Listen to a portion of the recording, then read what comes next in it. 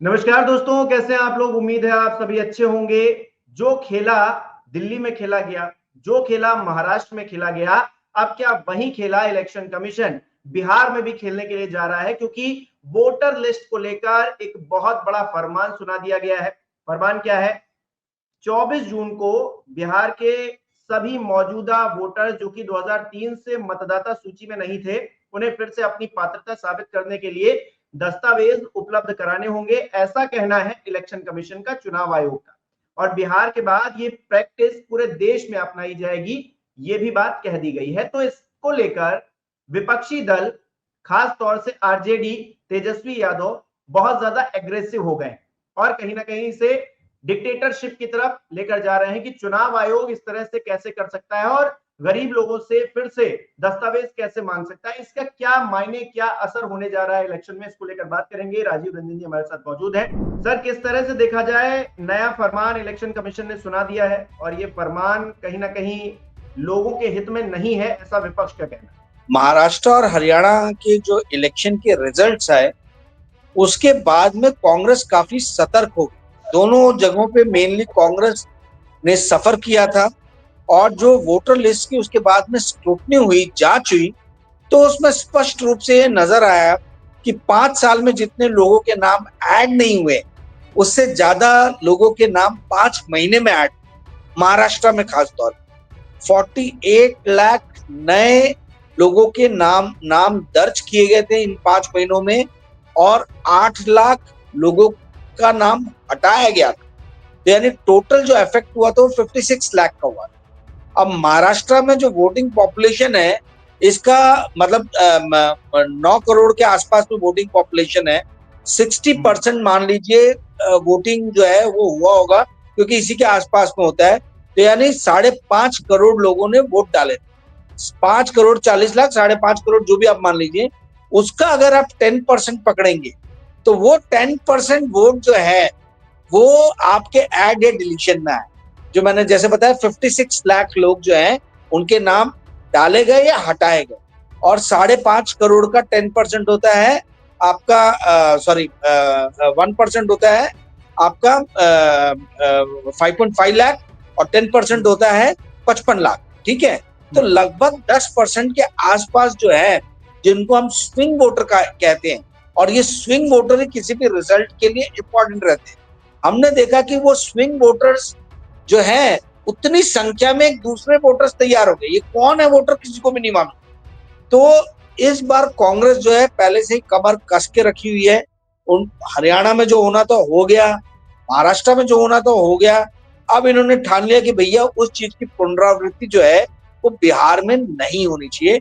ये एक अच्छा संकेत है कि अपोजिशन पार्टी जो है वो नामांकन सूची जो है, मतदाता सूची जो है, उस पर कड़ी नजर रखे हैं और वो इलेक्शन कमीशन पे कड़ी नजर रखे हैं और वो ये देख रहे हैं कि इलेक्शन कमीशन क्या नए अनाउंसमेंट कर रहा है और उसका इम्पैक्ट कैसे जो है वो वोटर लिस्ट पे पड़ सकता है।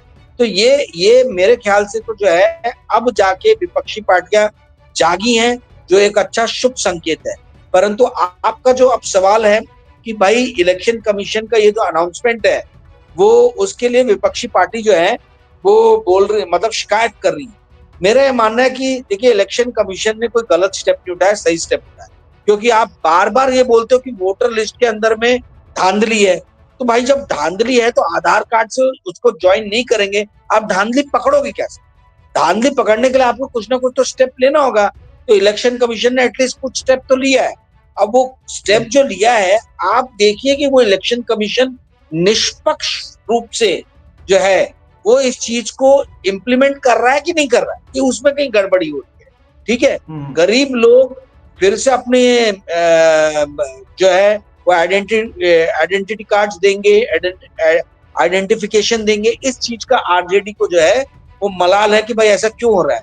भाई एक बार में स्क्रूटनी हो जानी चाहिए। इस देश में वैसे भी वोटर लिस्ट से लेके तो आधार कार्ड से लेके दुनिया भर के कार्ड है और हर बार बनाने के लिए जो है इस गरीब जनता को या बेबस जनता को कुछ ना कुछ डॉक्यूमेंट्स देने ही पड़ते हैं, तो एक बार और देने पड़ेंगे। बिहार एक विशेष केस है हिमांशु जी, इस बात को समझिए।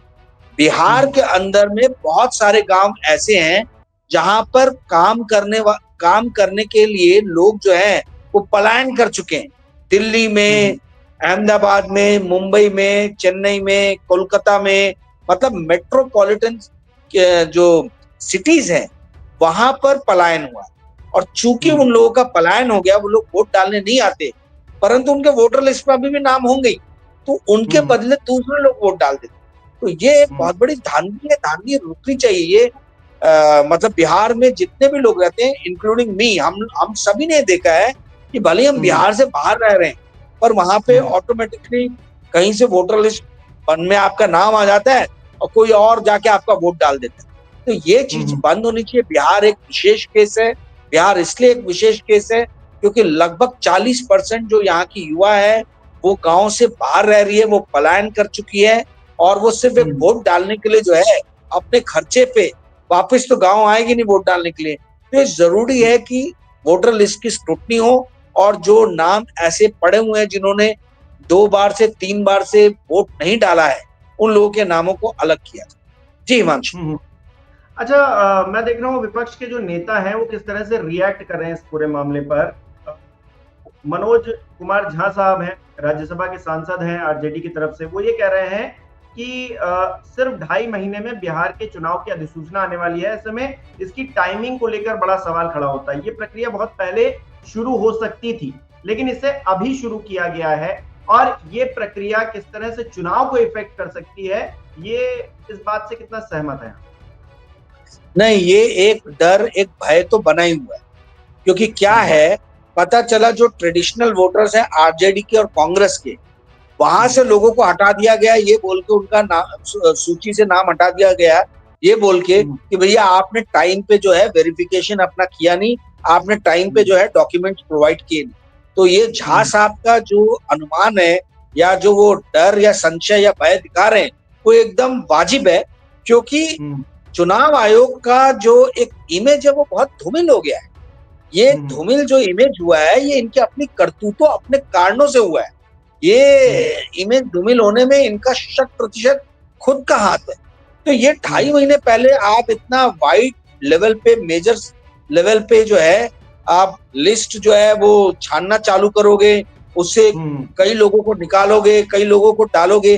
तो ये जो है विपक्ष के लीडर जो है, विपक्षी नेता जो है, उनको ये लग रहा है कि भाई ये हमारे जो बेस है, जो हमारे वोटर्स है, ये वहीं पे स्क्रूटनी करके वहीं लोगों को निकालेंगे। और जो मैं बार बार बोल रहा हूँ, हमारे लोग, इसका मतलब है, देखिए भाजपा का वहां पे क्लियर कट वोटर बेस है, राजपूत, ब्राह्मण, बनिया, इसमें 80% पॉपुलेशन जो है वो उठा के कमल पे वोट मारती है। 20% ही होगी, 20-25% जो वोट नहीं देती है, बाकी 75 to 80% जो वोट डालने वाले हैं वो आपका जाके कमल पे वोट डाल। तो पता चला जिन भी नाम के आगे जो है पांडे है, द्विवेदी है, दुबे है ना, उनके नाम की स्क्रूटनी वैसे हो नहीं रही। डॉक्यूमेंट्स दिए पर वो डॉक्यूमेंट्स को देखा नहीं जा रहा है। पर जहां पर भी जो है यादव सरनेम आ गया या कुछ और, जो अंसारी आ गया, इस टाइप के जो कांग्रेस या आरजेडी के वोटर्स माने जाते हैं ट्रेडिशनल, उन लोगों के नामों को भारी संख्या में यदि आप निकालोगे तो उस चीज का भय बना हुआ, उस चीज का भय बना है कि आप इतना बड़ा व्यापक काम 2.5 महीने में कैसे करोगे। भाई निर्वाचन आयोग तो वो आयोग है जो 8-8 दिन, 9-9 दिन तक वोटिंग पड़ने के बाद भी आपको सही गणना नहीं दे पाता है कि कितने वोट पड़े हैं। तो ये 2.5 महीने के अंदर में कहां से इतने 6.5-7 करोड़ पॉपुलेशन की वोटर लिस्ट की स्क्रूटनी करके वहां से जो डुप्लीकेशंस है वोट के, या जो फ्रॉड वोटर्स है उनके नाम को निकालें। ये एक बहुत बड़ा संशय है विपक्षी पार्टियों में। क्योंकि जो इलेक्शन कमीशन लोकसभा के इलेक्शन में, महाराष्ट्र विधानसभा के इलेक्शन में, दूसरे स्टेट असेंबली के इलेक्शन में हमने देखा कि शाम के 6 बजे तक जो इन्होंने नंबर्स दिए डाटा, और जो अगले दिन डाटा है, उसमें मतलब मैसिव डिफरेंस है, मैसिव। तो ये निर्वाचन आयोग जो है ये सही गणना कर नहीं सकता एक फिक्स टाइम में। तो ये 2.5 महीने के अंदर में इतनी बड़ी गणना कर ले, ये इसकी पॉसिबिलिटी बहुत कम है। और शायद इसी भय से जो है अपोजिशन पार्टी के जो लीडर्स हैं वो इस चीज का विरोध कर। जी हिमांशु। अच्छा राजीव जी, इलेक्शन होता है, इलेक्शन में एक दल है जो जीतता है, एक दल है हारता है, मतलब बहुत सारे दल होते हैं, बाकी सब हार जाते हैं, एक जीत जाता है, या फिर 2-3 लोग मिलकर जो है सरकार बना लेते हैं। ये कोई लोकतंत्र की एक खूबसूरती है। लेकिन चुनाव आयोग की निष्पक्षता पर, उसकी स्वायत्तता पर अगर सवाल खड़ा होने लगे तो फिर जीते कोई भी, लेकिन लोगों के मन में अगर संशय आ गया, शक आ गया, तो ये लोकतंत्र कितने दिनों तक जिंदा रहेगा? क्योंकि ये उम्मीद ही तो कि चुनाव आयोग जो चुनाव रहा है, जो कंडक्ट करवा रहा है, जो प्रक्रिया अपना रहा है, वो एकदम सही है। बहुत बढ़िया सवाल है आपका। देखिए, यही जो प्रक्रिया है, यही तो भारत को सूडान से अलग करती है, या भारत को सोमालिया से, अफगानिस्तान से अलग करती है, कि भारत के अंदर में कॉन्स्टिट्यूशनल बॉडीज हैं, यहाँ पे मैकेनिज्म है, यहाँ पे चेक एंड बैलेंस की नीति है। ये सारे कॉन्स्टिट्यूशनल बॉडीज के ऊपर में बहुत बड़ा सवाल जो है ये 2014 के बाद से लगना शुरू हुआ। इसकी शुरुआत, इसकी आगाज हुई थी जब सुप्रीम कोर्ट के 4 जजेस ने, जो सबसे सीनियर जजेस थे, उन लोगों ने मिलके अपने ही जो कलीग हैं, दीपक मिश्रा जी जो उस टाइम में चीफ सुप्रीम कोर्ट के चीफ जस्टिस थे, उनके खिलाफ में प्रेस कॉन्फ्रेंस की। उसके बाद में हमने देखा कि कैसे सीबीआई के आलोक वर्मा जो चीफ थे, उनके और उनके नीचे जो काम करने वाले राकेश अस्थाना जी जो थे, इनके बीच में झगड़ा हुआ और फिर पता चला कि सीबीआई के अंदर में किस तरीके से जो है वो फ्रिक्शंस है। फिर उसके बाद में हमने देखा कि ईडी के एक ही ऑफिसर को 5 साल तक कंटिन्यूअसली 5 बार जो है उनको एक्सटेंशन मिला। और फिर उसके बाद हमने देखा कि किस तरीके से निर्वाचन आयोग जो है उसके ऊपर में शक की सुइयां गई।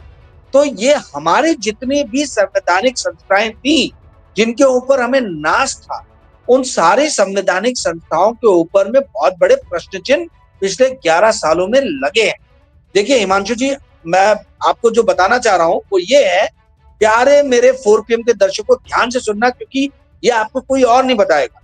किसी भी प्रॉब्लम को सॉल्व करने में 2 अहम स्टेप्स रहते हैं। पहला रहता है आपका ये समझना कि प्रॉब्लम क्या है, और वो आप कैसे समझते हैं, वो आप डाटा गैदर करके समझते हैं। तो कांग्रेस ने समझा कि डाटा गैदर करके कि कैसे इलेक्शन में जो है वो धांधली हो रही, ठीक है, और इसके केंद्र में निर्वाचन आयोग है। तो पहला स्टेप रहता है प्रॉब्लम समझना with the help of gathering data.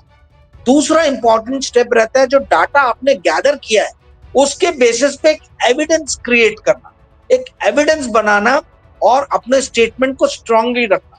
तो कांग्रेस ने महाराष्ट्र के इलेक्शन के बाद में वही किया, उन्होंने डाटा गैदर किया है, एविडेंस दिए हैं निर्वाचन आयोग को, और ये डाटा और एविडेंस जो है अब ये निर्वाचन आयोग पे बहुत बड़े सवाल लगा रहे हैं, बहुत बड़े सवाल उठा रहे हैं। तो जो आपने कहा कि इलेक्शन कोई भी जीते कोई भी हारे, यदि इलेक्शन कराने वाली बॉडी के ऊपर ही, निर्वाचन आयोग के ऊपर ही क्वेश्चन मार्क लग जाते हैं, उसके ऊपर ही इंपॉर्टेंट सवाल खड़े हो जाते हैं उसकी विश्वसनीयता को लेके, तो फिर इस तरीके से निर्वाचन का अर्थ क्या रह जाएगा। तो आपका कहना एकदम सही है हिमांशु जी, निर्वाचन आयोग को बहुत मेहनत करनी पड़ेगी अपनी इमेज को जो है फिर से निखारने में।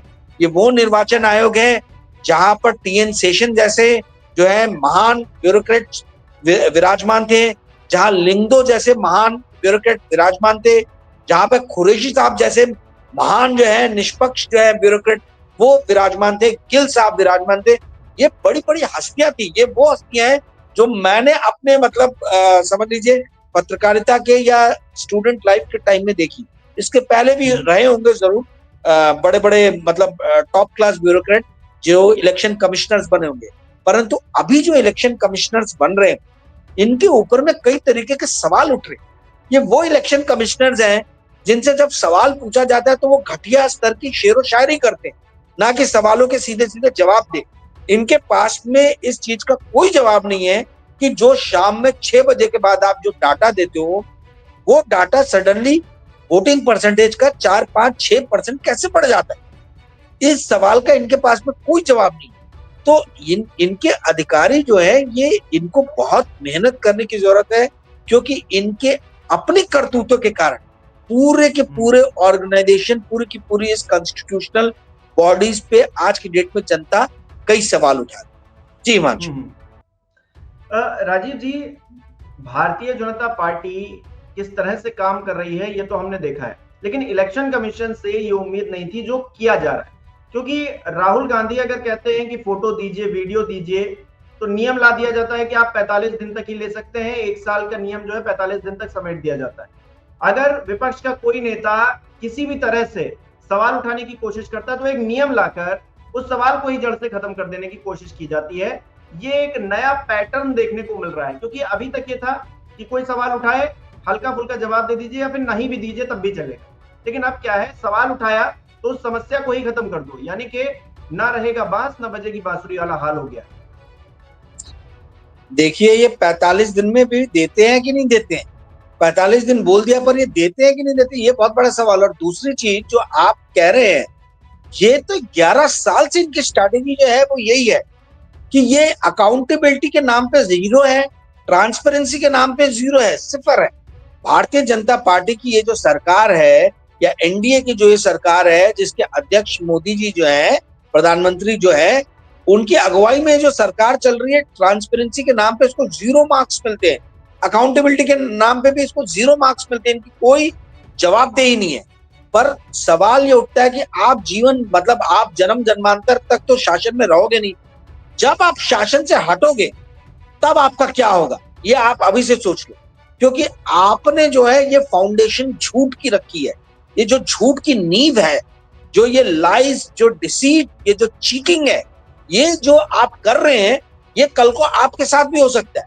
जो आज की डेट में भारतीय जनता पार्टी की सरकार कर रही है, वो कल को चल के भारतीय जनता पार्टी जब विपक्ष में बैठेगी तो उसके साथ में भी होगा। और फिर उस वक्त में जनता की सहानुभूति जो है वो भारतीय जनता पार्टी के साथ कतई नहीं होगी, एनडीए के साथ कतई नहीं होगी। क्योंकि आपने जब शासन आपके हाथ में था तब आपने अपनी मनमानी कर, तब आपने जो है किसी भी तरीके की जवाबदेही जो है, किसी भी तरीके की निष्पक्षता पे ध्यान नहीं दिया। आपने हर समय जब भी आपको वक्त मिला, आपने असत्य को बढ़ाने का प्रयास किया, आपने निरंकुशता को बढ़ाने का प्रयास किया। आप जो है रह रह के मतलब हर बार आपके सारे दावे जो है वो खोखले साबित होते हुए नजर आए। आप जो निष्पक्षता की बात करते हो, वो दिखता है कि जब आप एक ब्यूरोक्रेट को 5-5, 6-6 साल एक्सटेंशन देते हो, उससे समझ में आ जाता है कि आपकी निष्पक्षता कितनी खोखली है। कहने का अर्थ ये है हिमांशु जी, कि आज जो Bharatiya Janata party Indian democracy को वीक करने के लिए स्टेप्स ले रही है, कल को यही स्टेप्स इनके लिए भारी पड़े और उस वक्त में जनता जो है वो इनके साथ में नहीं आएगी। आज जब कांग्रेस बात उठाती है तो कम से कम जनता जो है वो कांग्रेस के साथ खड़ी कहीं नजर आती है, क्योंकि कांग्रेस ने 70 साल जब शासन किया, उस शासन काल में उन्होंने कभी भी इंस्टीट्यूशनल बॉडीज को डिमोलिश नहीं किया। इमरजेंसी के टाइम में सवाल उठे पर उन सवालों को दबाया नहीं गया, और यदि दबाया भी गया तो जनता ने फिर उसका प्रतिकार किया। तो यही सेम चीज जो है हम होते हुए देख रहे हैं। अभी अघोषित इमरजेंसी है, आप 45-50 साल पहले की इमरजेंसी याद करके तमाम तरीके के व्याख्यान देते हो, परंतु आज जो अघोषित जो इमरजेंसी है, जहां पे आप ये नहीं बताते हो कि सारे ईडी के जो केसेस है वो विपक्षी लीडर्स पे क्यों चल रहे हैं। क्यों नहीं कोई ईडी का केस अमित शाह या उनके बेटे के खिलाफ दायर होता है? क्यों नहीं कोई ईडी का केस जो है वो राजनाथ सिंह या कोई दूसरे, नितिन गडकरी या कोई दूसरे भारतीय जनता पार्टी के लीडर्स के खिलाफ दायर होता है? क्यों नहीं कोई ईडी का केस जो है, सीबीआई का केस जो है, या डीआरआई का केस जो है वो शासन करने वाली पार्टी के लीडर्स के खिलाफ जो है क्यों नहीं दायर होता है? ये सारे ईडी, डीआरआई, सीबीआई क्या सिर्फ विपक्षी पार्टी के नेताओं के लिए बने? तो ये सारी चीजें जो हैं ये सवाल उठाती है। आपने अरविंद केजरीवाल को उठा के जेल में डाल दिया, ठीक है, आपने मनीष सिसोदिया को जेल में डाल दिया, आपने संजय सिंह को उठा के जेल में डाल दिया। आज पता चल रहा है कि उनके ऊपर में तो कोई केस ही नहीं बन रहा है। शराब जो है, जो जितने पहले शराब की दुकानें तो उससे ज्यादा दुकानें बढ़ गई हैं। क्या नीति है? आप नीति के बेसिस पे किसी को जेल पे डाल रहे हो। कल को यदि आपकी सरकार हटेगी तो आपके जो चीफ मिनिस्टर्स हैं, देवेंद्र फडणवीस भी महाराष्ट्र में बहुत सारी नीतियां ला रहे हैं, तो कल को उठ के यदि आपका शासन गया तो क्या देवेंद्र फडणवीस को जेल में डाल देंगे? क्या आप वो चीज को जो है स्वीकार करोगे? तो आप ये गलत तरीके से क्यों काम कर रहे हो? गलत तरीके के एग्जाम्पल्स क्यों सेट कर रहे हो? इस तरीके के एग्जाम्पल सेट करके सिर्फ और सिर्फ आप डेमोक्रेसी को वीक करने का ही काम कर रहे हो और कुछ आपको हासिल नहीं हो। जी हिमांशु जी। राजीव जी, ये देखिए दीपांकर भट्टाचार्य कह रहे हैं कि चुनाव आयोग की ये जो प्रक्रिया है वो नेशनल रजिस्टर ऑफ सिटीजन्स यानी कि एनआरसी से मिलती जुलती है। वो कह रहे हैं कि एक महीने में 8.1 करोड़ लोगों जो वोटर्स हैं उनका सत्यापन करना कितना बेतुका है, कितना अतार्किक है। वो इस बात को पूरी तरीके से खारिज कर रहे हैं जो बात 24 जून को कही गई थी इलेक्शन कमीशन की तरफ से, और कह रहे हैं कि ये मतलब ये संभव नहीं है। आप कैसे इतने सारे लोगों को आप वेरीफाई करोगे, फिर से उनसे कागजात लोगे, और ये प्रक्रिया पहले होती तो पहले लोग अपनी चीजें सुधार करते। अब हो क्या रहा है, जल्दबाजी में होंगी तो आधे लोग तो छूट वैसे ही जाएंगे, वो कागज कहां से लेके आएंगे। बिल्कुल सही, वही पहले सवाल के जवाब में मैंने यही कहा कि भाई आप जो है देखिए 8 करोड़ में 70% मतदान भी हुआ तो यानी 2.5 करोड़ निकाल लीजिए, 2 करोड़ 40 लाख, तो ये सीधे सीधे 5.5 करोड़ हो जाता है। 5.5 करोड़ में कौन वोट डाल रहा है, कौन जेन्युइन वोटर है, कौन फ्रॉड वोटर है, आप नहीं पता लगा सकते। और इतनी जल्दी तो कतई पता नहीं लगा सकते 2.5 महीने के अंदर में कि इसके पास में बराबर डॉक्यूमेंट है कि नहीं है, कि डॉक्यूमेंट फॉर्ज है, कि डॉक्यूमेंट सही है। ये जो चाहे कम्युनिस्ट पार्टी के दीपांकर साहब हो, चाहे आरजेडी के झा साहब हो, चाहे तेजस्वी यादव हो, चाहे कांग्रेस से राहुल गांधी हो, या कोई भी रीजनल तमाम लीडर्स हैं, ये जो बात उठा रहे हैं वो बिल्कुल वाजिब है, क्योंकि ये उनके भय को, संशय को, डर को जो है वो पुख्ता करता है पुराने एग्जाम्पल्स लेके। भाजपा का और निर्वाचन आयोग का जो पुराना जो डीड है, जो उनकी पुरानी हरकतें हैं, वो ऐसी हैं कि वो उनके ऊपर में सवालिया निशान उठाते हैं। आप यही काम जो है लोकसभा इलेक्शन के बाद भी कर सकते थे। आप 1 साल 1.5 साल, नवंबर 2025 में इलेक्शन होने वाला है, आपने क्यों नहीं ये छटनी की काम जो है जून 2024 से चालू कर दिया था। कम से कम हरियाणा के स्टेट में छोटा है, वहां ये चीज हो जाती लागू, बिहार में भी उसी टाइम कर देना चाहिए था। सारे स्टेट्स में क्यों नहीं आप एक ही टाइम में कर, आप ये रह के कर रहे हो, इलेक्शन होने के 2.5 महीने पहले कर रहे हो। इससे आपकी मंशा साफ नजर आ रही है कि आप जो है वो ये केन प्रकार किसी भी तरीके से जो है इलेक्शन जीतना चाह रहे हो। ये इलेक्शन जीतने का ही एक जो है ये एक शिगुफा इन्होंने छोड़ दिया है इलेक्शन जीतने के लिए। यदि इनके प्रयासों में, देखिए प्रयास अच्छा है, मैं मतलब ये जो इलेक्शन कमीशन ने अनाउंसमेंट की है ये राइट स्टेप है, परंतु इसकी टाइमिंग जो बार बार जो आपने भी कहा, झा साहब ने उठाया, टाइमिंग गलत है। जो दीपांकर जी बोल रहे हैं टाइमिंग गलत है। भाई आप यदि ये 1.5 साल पहले ये इनिशिएटिव लेते तो समझ में आता है। अब आप बताइए हिमांशु जी, जो सेंसस 2021 में भारत को हो जाना चाहिए था, आज 2025 हो गया, भारत में आज तक जनगणना नहीं हुई। जनगणना नहीं हुई, हम खुद ही बोलते रहते हैं हम 140 करोड़ है, कोई बोलते हैं 135 करोड़ है, कोई बोलते हैं 145 करोड़ है। जब ये सरकार 4 साल में भारत के अंदर में जनगणना नहीं करा पाई, तो ये 2.5 महीने के अंदर में बिहार जैसा पॉपुलेटेड स्टेट वहां पे कैसे वोटर लिस्ट की स्क्रूटनी करेगी, ये अपने आप में जो है कई सवाल पैदा करता है। जी हिमांशु। अब देखिए राजीव जी क्या होता है आने वाले वक्त में पता चलेगा, क्योंकि सवाल तो विपक्षी दल उठा रहे हैं। अब इन सवालों का जवाब क्या आता है इलेक्शन कमीशन की तरफ से, ये देखना बहुत इंपॉर्टेंट रहने वाला है। बहुत बहुत शुक्रिया सर आपका हमारे साथ जुड़ने के लिए, और हमारे दर्शक भी कमेंट करके बताएं कि वो किस तरह से देख रहे हैं। विपक्ष सवाल खड़े कर रहा है और चुनाव आयोग ने एक अपना नया नियम लागू कर दिया है, एक नया फरमान सुना दिया है, उसके तहत आगे चुनाव होना है। कमेंट करके बताइए।